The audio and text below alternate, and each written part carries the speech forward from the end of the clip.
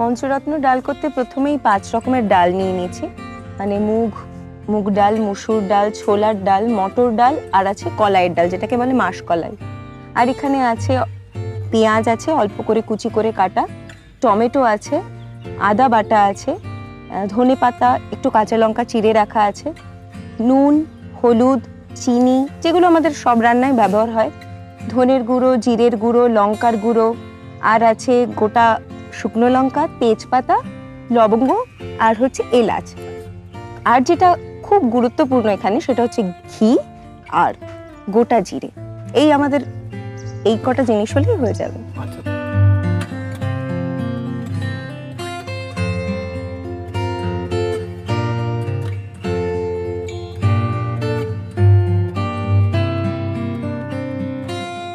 আমি কড়াইয়ে জল ঢেলে নিচ্ছি।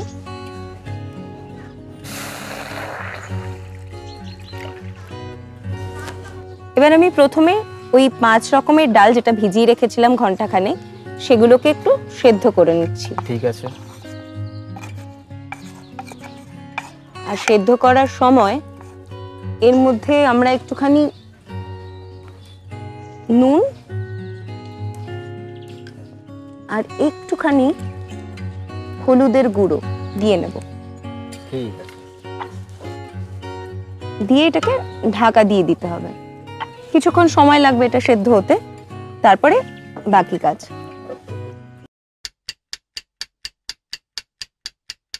ডাল তো এতক্ষণে প্রায় সেদ্ধ হয়ে গেছে, আমাদের একটু নামিয়ে নিতে হবে ডালটা। এবার আমি একটু নামিয়ে নিচ্ছি।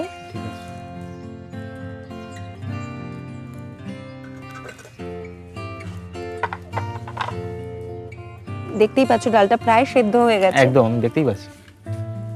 এটাকে বেশ নামিয়ে ভালোই নিলাম। হয়েছে সেদ্ধটা।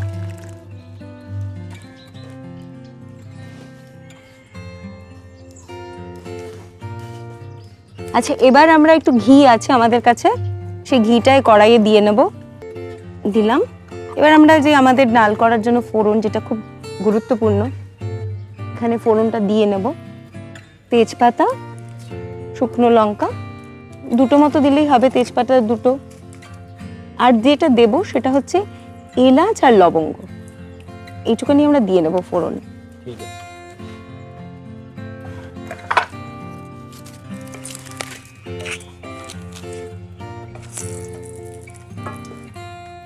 এই পেঁয়াজগুলো দিয়ে দেবো।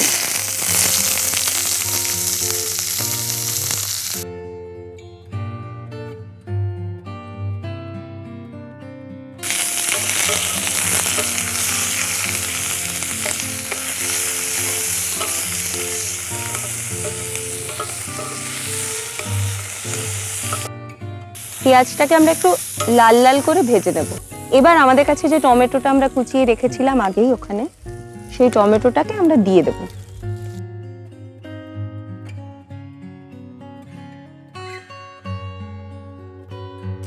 এটাকে আমরা একটু ভেজে নিতে হবে।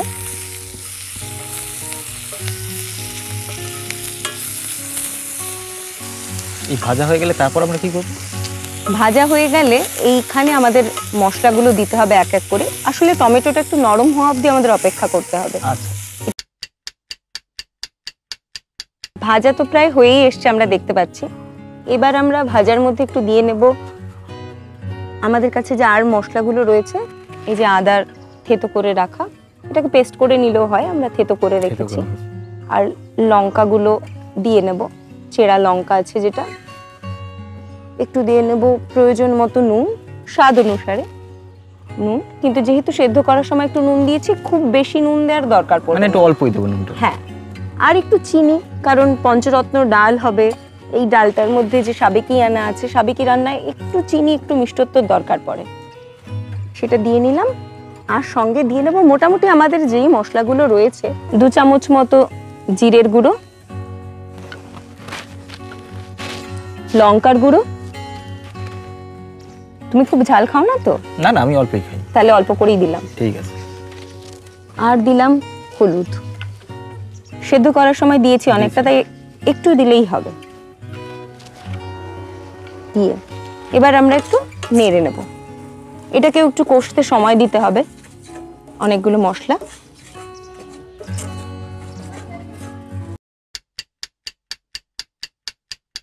মশলাগুলো কিন্তু প্রায় ভাজা হয়ে এসছে, দেখতেই পাচ্ছি। আমরা এবার একটু দিয়ে নেব ওই আমাদের যে আগে থেকে সেদ্ধ করে রেখেছি যে 5 রকমের ডাল, আমরা নুন হলুদ সব দিয়ে সেই ডালগুলো এর মধ্যে দিয়ে দেবো। দিয়ে দিলাম তাহলে ডালগুলো। এবার তবে কি সেদ্ধ হবে নাকি? হ্যাঁ, এবার ওই আস্তে আস্তে সেদ্ধ হবে। আর তার মধ্যে আমরা কিছুক্ষণ ঢাকা দিয়ে সেদ্ধ হয়ে রাখার জন্য আমাদের অপেক্ষা করতে হবে। আচ্ছা,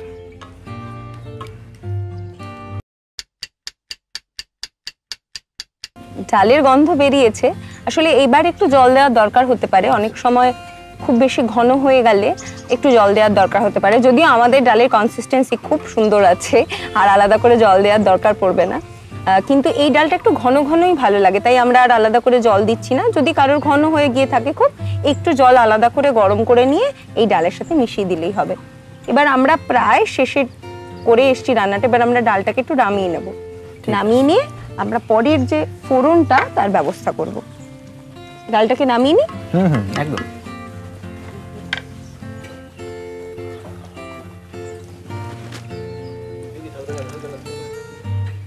দেখতে পাচ্ছ এটা পেঁয়াজ ভাজার কি সুন্দর গন্ধ বেরিয়েছে। এবার আমাদের বাকি যে 2-3টি উপাদান বেঁচে গেছে সেটাকে আমরা তৈরি করে নেব। তার জন্য প্রথমেই ওই ঘি, এই রান্না কিন্তু খুব গুরুত্বপূর্ণ ঘি। যত ভালো ঘি হবে তত আমাদের এই রান্নার স্বাদটা ভালো আসবে।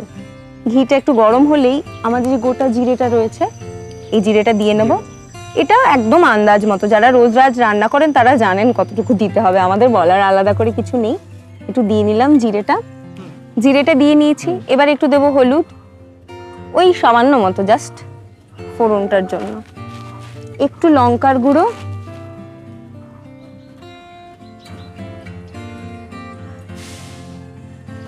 তুমি তো ঝাল বেশি খাও না, অল্প করেই দিলাম। এবার এই ফোড়নটাকে ভালো করে নেড়ে দিয়ে দেখো কেমন একটা ঝাঁঝালো গন্ধ আসছে। এই ফোড়নটাই কিন্তু আসল নবরত্ন ডালের স্বাদটাকে আনবে। এই ঝাঁঝটাই আমরা এবার দিয়ে দেবো এই ডালে।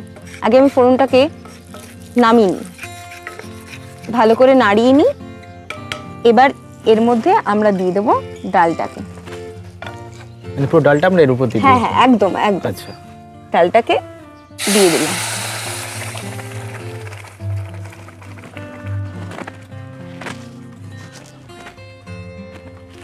দেখেছো কি সুন্দর গন্ধ বেরোচ্ছে? এবার আর একটা উপাদানই আমাদের খুব গুরুত্বপূর্ণ দেয়া, সেইটা হচ্ছে গরম মশলা, যেটা এই গন্ধটা আনবে, পঞ্চরত্ন ডালের গন্ধটা। আমরা জানি গরম মশলা দিয়ে তো বেশিক্ষণ নাড়তে নেই, একটু দিয়ে দিলাম।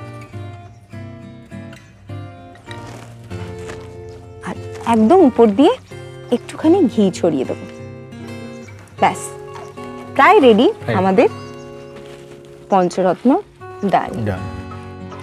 আর এটাকে দেখতে যাতে সুন্দর লাগে তাই সবসময় এই হলুদের উপর সবুজ ধনেপাতা, যার স্বাদ এবং দেখতে সুন্দর হয়, ছড়িয়ে দিলাম।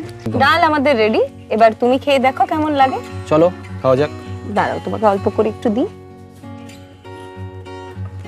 একদম গরম।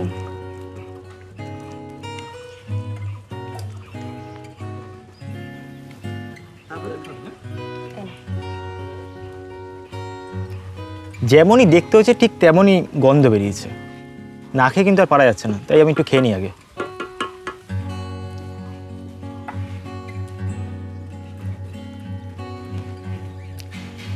পুরো অসাধারণ খেতে। দিদি তোমার হাতে রান্না কিন্তু সত্যি মানে খুবই সুন্দর, ঠিক আছে? যেমনই গন্ধ তেমনি খেতে হয়েছে। গ্রাম বাংলার মা ঠাকুমার বানানো খাবারের রেসিপি কি আপনার জানা আছে? সেই রান্নাই কি আপনি করতে চান এখানে? তাহলে আজই খাবারের নাম সহ হোয়াটসঅ্যাপ করুন এই নম্বরে 8972324479।